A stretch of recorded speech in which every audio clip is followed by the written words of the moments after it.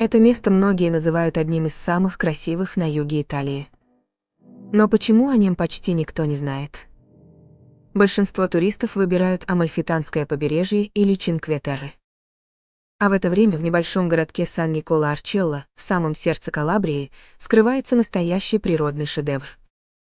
Добраться до него можно только пешком по живописной тропе, которая проходит вдоль скал.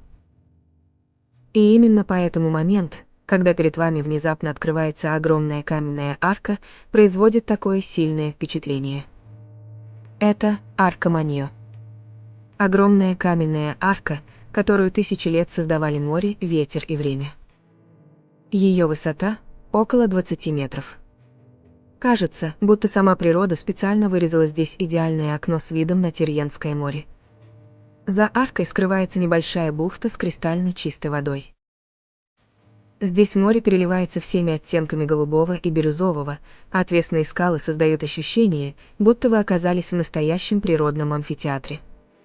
Мало кто знает, но прямо из скалы здесь вытекает источник пресной воды.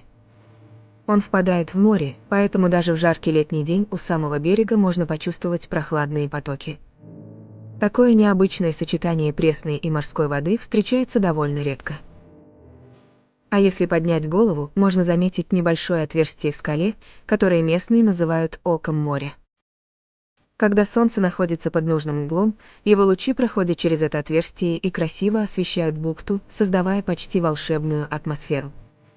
Чтобы увидеть арка Маньо во всей красе, обязательно поднимитесь по лестнице на смотровую площадку.